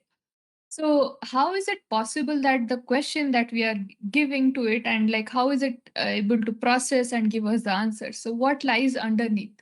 What is it? Is it some magic? Is it some, like, what is it that makes it possible? So that is the meaning of AI infrastructure. So any cloud infrastructure, your system having CPU or any kind of accelerators, that can also be classified as an AI infrastructure. Any hardware, software infrastructure that supports and enables the AI to deliver the required performance at minimal overhead can be called as an AI infrastructure. Second thing, or second question that we have is, can the scalable AI infrastructure exist without the need of any high performance compute? Now, the thing is, I got to know what is AI infrastructure now. So, now what is scalable AI and why should I care about scalable AI? This question is important in today's world because all the devices or all the wearables, any IoT devices that we are wearing, it's collecting data at a tremendous speed. So all your social media feed, all your health statistics, everything is is getting clubbed up, and the data set is getting like bigger and bigger and bigger, right? So we need some infrastructure which should be able to handle all this massive amounts of data and make some meaningful insights or give some meaningful insights from it. So it is not possible if my underlying resource, or if my infrastructure is not scalable enough. So scalability here means that like I should be able to handle massive amounts of data, and even if my model size is increasing by 10 times, 20 times, 1,000 times, I should still be able to give most accurate results at the minimal time without deviating my my cutoff time. I should be able to deliver good amount of performance. Now, the coming to the third question, um, regarding energy efficiency. So, what is this big deal about energy efficiency, and why am I mentioning energy efficiency in every other slide that I'm projecting? So here, like it's a well-known fact that all the large language models or the AI model that we are using, they consume a lot of, when we are running it for in like extended periods of time, then what will happen is that it is going to consume a lot of energy, and energy is dissipated in terms of heat. So at this rate, if we keep dissipating energy or if we keep dissipating heat, then what will happen is that like it's going to be a very big concern for the climate change and the greenhouse gases. So that is the reason every company today is also looking at the energy efficiency very, very seriously, along with trying to optimize the AI infrastructure, AI models, everything.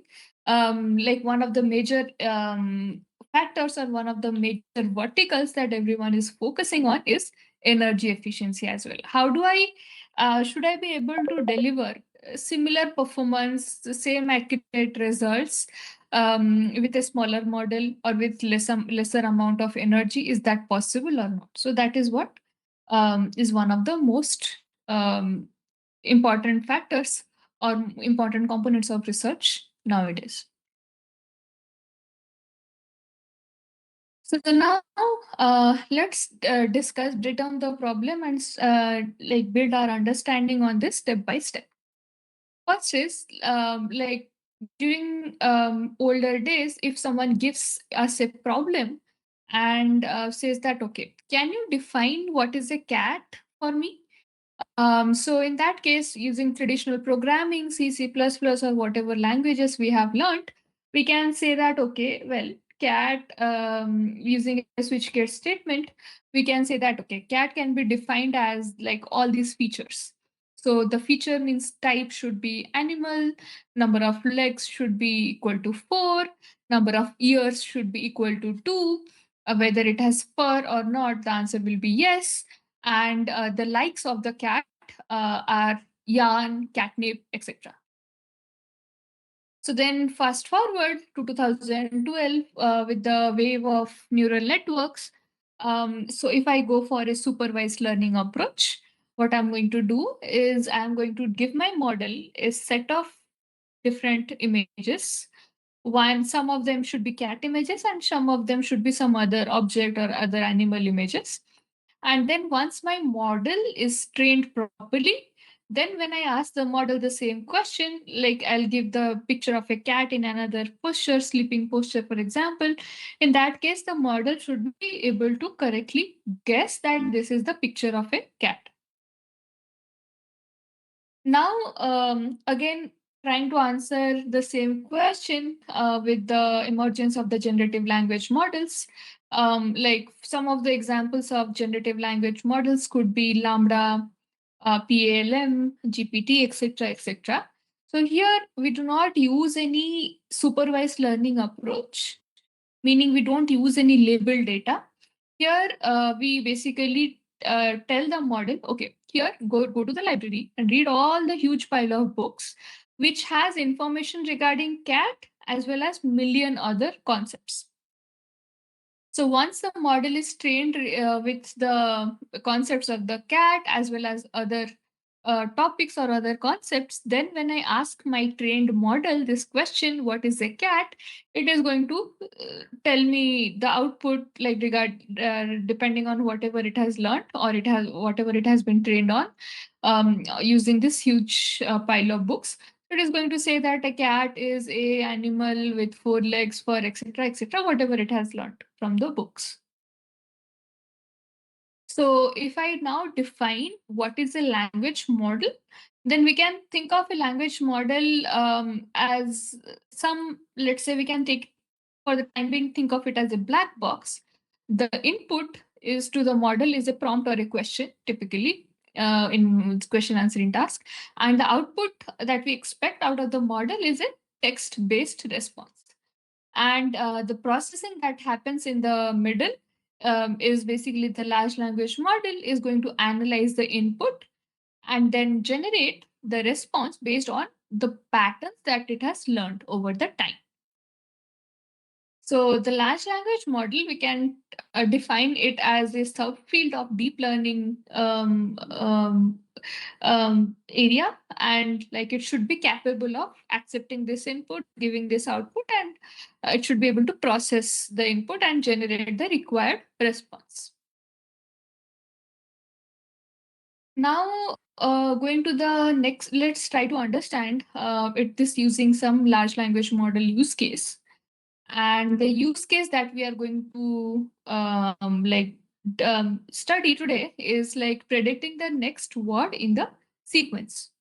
So let's say that my half sentence or partial sentence is last night I was reading Harry Potter and then there is a fill in the blanks type of question. We have to predict what is the next word that is going to occur in my sequence.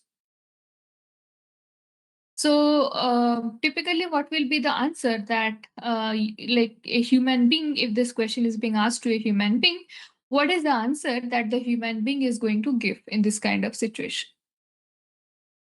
Anybody from the audience would like to answer?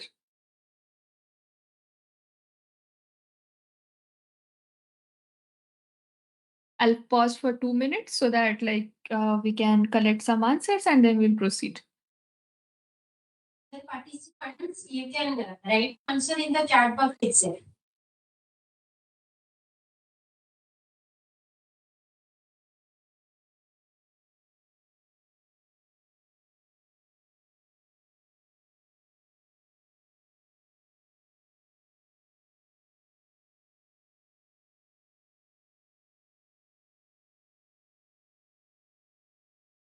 Okay, let me do the icebreaker and answer this myself.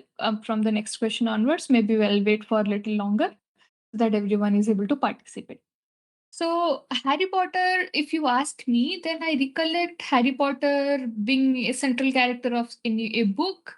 And then also there are certain movies that have been built around that central character. Basically, the book movies made out of the book have been based off of Harry Potter. So I know that Harry Potter is a fictional character. So when the question is last night I was reading Harry Potter and the fill in the blanks, then maybe they're referring to Harry Potter, some of the books written with the Harry Potter. So then what I'll do, I'll search with for the books that are written with Harry Potter that exist with Harry Potter keyword in their names. So Harry Potter and the Sorcerer's Stone, Harry Potter and the Chamber of Secrets, etc., etc. So yeah, as you can see, the names of the books put on the right side, they have a certain pattern. They have in the name itself, we have Harry Potter and the something, right? So by looking at the names of the book, the series of the books, I can easily guess that okay, maybe the next word in the sequence is name of one of the books. So the next word can be Sorcerer's Stone, next word can be Chamber of Secrets, next word can be Goblet of Fire, and so on. So, and based on the frequency of occurrence of in my data set, my training data set, how frequently the next word occurs after Harry Potter and the phrase, based on that, the probability is being calculated by the large language model. So, here the probability has been mentioned, and we have basically arranged it in the descending order. The highest probability has been listed on the top. So going by this example, what my model is going to do, my model is going to just pick the first value after sorting it in the order of probability and just fit it in. So because philosopher has the highest probability of occurrence after the word Harry Potter and the, it's going to fill in philosophers in this sentence. So now the question is, okay, I got my answer to the previous question. Now what I will do is I am going to twist my question a little bit by adding some context. So the context that I have added or I'm planning to add is this. Remember, I live in New York and I bought my book from the United States. So how does it change my answer to this question? So it changes because the first Harry Potter book was actually published as Harry Potter and the Philosopher's Stone in most of the countries. But the publishing house thought that the US audience do not know the meaning of the word philosopher. It was not a commonly used word in the United States. And that's the reason they basically renamed the book and launched the book as Harry Potter and the Sorcerer's Stone in the United States. So the fact that when I'm saying I live in New York and I bought my book from United States, that basically changes everything. It basically tells me that the probability of me reading Harry Potter and the Philosophers is less, and Harry Potter and Sorcerers is more. So by doing this, like I'm going to specifically zoom into the data that have been collected from the New York or US audience, and basically out of that, then I'll recalculate my probability with new added context. And then this model is going to return me the answer as Sorcerer's Stone. So then I'll fit it in the next, the fill in the blank, basically. So I have learned what is a language model so far. Now, what is large about it? Why do we call it a large language model? What is large about it? That is the question we are trying to find an answer to at this point. So the word large basically comes from the fact that it has been trained with massive amounts of data, text data to be specific, to understand and generate human-like text. And it also has certain key characteristics like massive scale. So it is trained with billions of words. The model size is also huge. It is built up of the deep learning architecture, which utilizes again neural networks. And it also uses unsupervised learning, which means that I am learned from the raw text data without the need for explicit labeling. So in the large language model examples, like there are some commonly used large language models like Lambda, like GPT-3. GPT stands for Generative Pre-trained Transformer, which was developed by OpenAI company. And there are also some other big companies like Google who have come up with numerous different models. Some of them are basically Lambda, which refers to language model for dialogue applications, and BERT.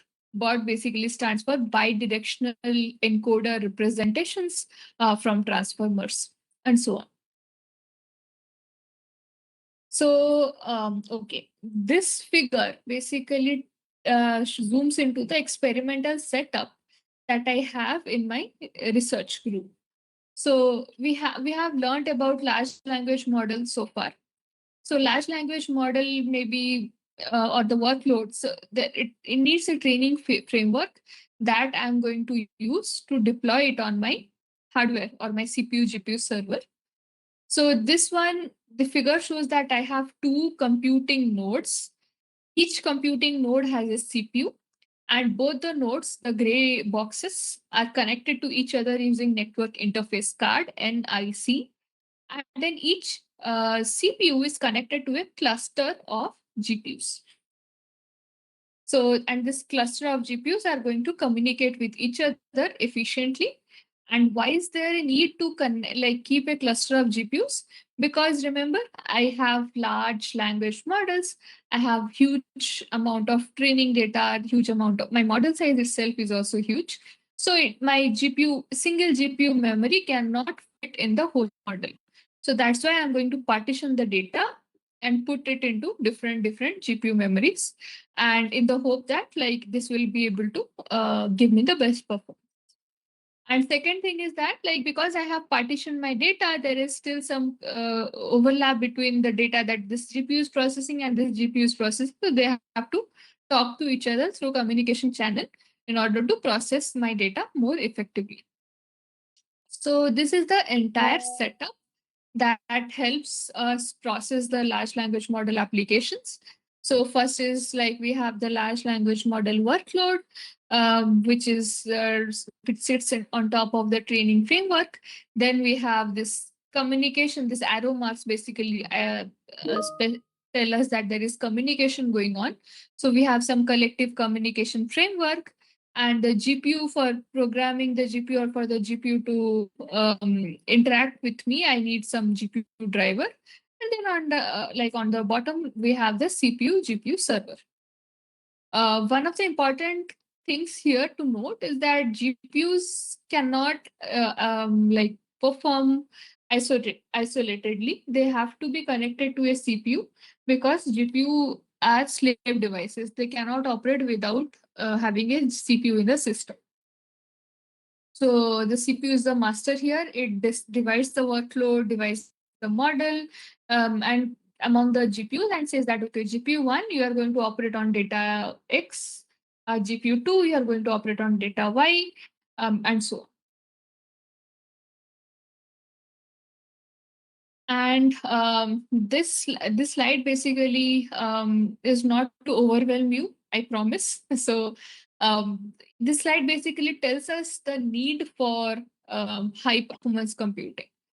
So starting from the banking sector, let's say we'll start with an example. COVID-19, the pandemic hit us really hard. Let's assume that I have a startup business and I made lot of losses because of the pandemic. There was loss of revenue, and because of the loss of revenue, I still want to become successful one day, and I still want to borrow some money from the bank, and like, so that I can buy myself more time to be able to like make some profits. So what will bank do? Will bank give money to whoever asks for it? No, right? So they have some decision making algorithm, they have some decision making process. So for making all this decision, they are going to look at all the data, that your personal data, professional data, shared, unshared, with or without your consent. They're going to have access to all that data. There are some companies who have all your data with or without your knowledge. And like all that data is to be will be processed by the bank. If I'm someone who likes to spend money randomly without proper plans, if I'm someone who spends a lot of time at the casino, then bank will stay away from me. They'll try not to give me any kind of loan. So like all this personal data and everything, like bank is going to process, and based on that, it's going to give us a decision. Right. So similarly, all the healthcare data, everything, like some infrastructure or some HPC platform needs to process those huge amount of data in order to derive some meaningful insights out of it. So now the question is, what is a cloud? And my options are, is it a cluster? Is it a supercomputer? Is it some data storage device? Is it a superman? Or none of the above? Or all of the above? So which one would you pick?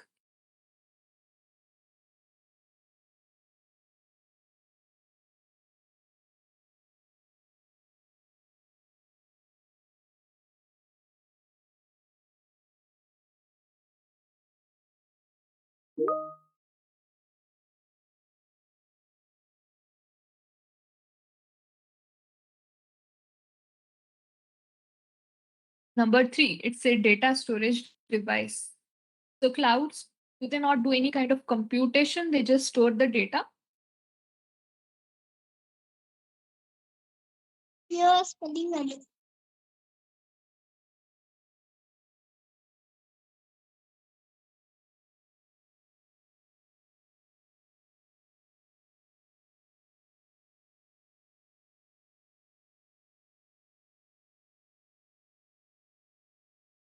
So actually, it's yes, it does do data store. It also does computation. Cloud also have computing clusters, right? So we can the answer here will be all of the above.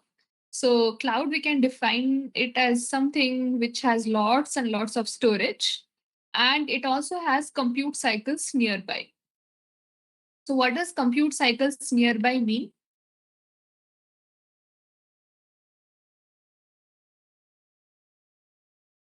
So let's say I am in my office and I have back-to-back meetings. There is some 15 minutes break between two meetings and I'm really hungry. So will it be more effective for me to basically arrange my lunch there ahead of time, heat it up and eat it in my office?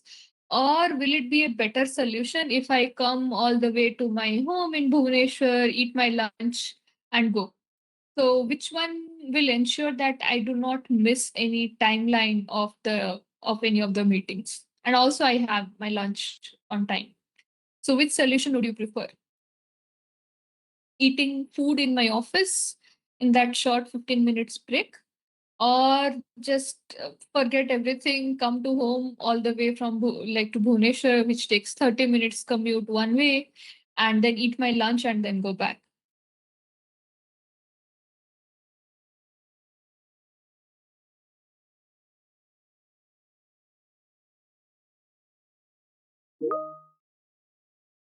First one. So first one meaning like I'll eat my lunch in my office, right? So here in this example that I discussed, so if I come all the way, if we go to the previous example here, if I come, let's say my data is in the GPU, but I come all the way from this CPU to GPU and then compute my data in here and then go back again. So you can think of how many hops I have to take. I have to take this hop, this hop, this hop, and then like I'll be reaching this CPU, right? So that counts as all the commute time, the 30 minutes commute time that I was talking about in my example, in my option 2. That is what is the commute time. So we have to make sure the compute cycles.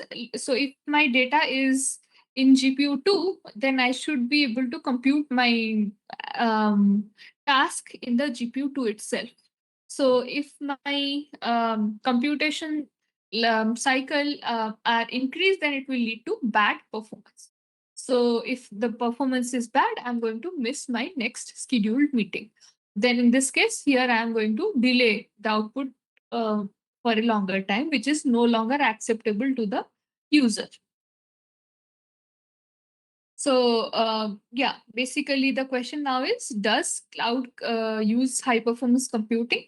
Yes, the cloud or like any data center that we use consist of compute nodes, millions of them, and then switches that are going to connect to compute nodes, network topology. And second thing is that like it may be geographically present, all the nodes can be present at the same site. They can also be present at the different site. So the question now is like the chat GPT, let's say that you're using, or Gemini or Microsoft Copilot that you are all using, does it use cloud computing in any way or no?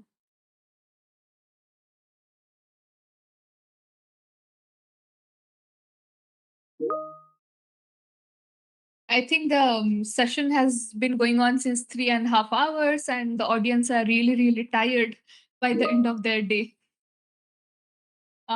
Okay, so the answer is yes for my question, like for my guess that you're all are tired, or the answer is yes for the question that I asked, that whether the chat GPT that you use has cloud infrastructure underneath. Okay, so I guess that for chat GPT question. Okay. So yes, like the all the AI infrastructure, sorry, all the generative AI tools that we use on our day-to-day basis, that basically runs on the cloud. And when I'm asking a question, the computation is done on the cloud itself, and then it gives me the answer as soon as possible. So, to summarize whatever we discussed so far, there are three driving forces of computing. One is what it is, we can think of it like a magic box for the time being. So, one thing is like I need faster computation. I cannot wait forever to get my answer. And I should make use of better algorithms, parallel algorithms, and like the big O notations. It should be time efficient, it should be space efficient, all of those. And I need also a lot of data, because the more the data, the more accurate will be my model. My model is not going to underfit or overfit. So after that, at the end of the day, I will need better value for money. So like this whole thing is a single package. And the green part is the magic box that makes it a possibility or makes it feasible for us to imagine the magic box, which can take in like more data, promise like better algorithms, and like do faster computation, and in the end, it will give me better value for my money. So, to summarize the challenges and limitations so far, from the eyes of a computer architect, the challenges of the large language model um, during optimization include: one is the memory constraints and memory management. So, memory constraint, as in, I cannot have unlimited data storage device. That is not possible. One is like, even if I have a very, very big memory, then like I'll need a lot of time to retrieve data from my huge memory, right? So let's think of an example. Let's say we are reading a book before the exam, and I have a small bookshelf which contains only 5 books. So will it take me more time to like find a book from the set of 5 books, or like will it take me more time if I go to a friend's house which has 500 books in the bookshelf, and then I'll have to search through all the books to find the book that I need? So in this two example, the one with 5 books will be more faster and more efficient, and whereas the bookshelf with 500 books will be comparatively slower to find a book from there. So again, like even if I get a huge size of memory, then searching something from the memory is a time-taking task. And how am I going to manage the memory is another question that I have to answer. The second point here is basically we need huge computational complexity, because I have lots and lots of data. So, and very like very efficient algorithms have been there, and I need faster processing. So all these basically zeroes down to more resource requirement. When I say resource can be more computing cores, resource can be more memory size, resource can be more number of accelerators, it can be anything. And at the last, I also need to think about my latency as well as throughput. Now, what is latency and what is throughput? I'll let the audience take some time to think. We'll pause for a 5 minutes break, and then will basically resume the session. So yeah, like, and after we resume the session, I would like the answer from the audience that what is latency, what is throughput, or do they mean the same thing, or they are different?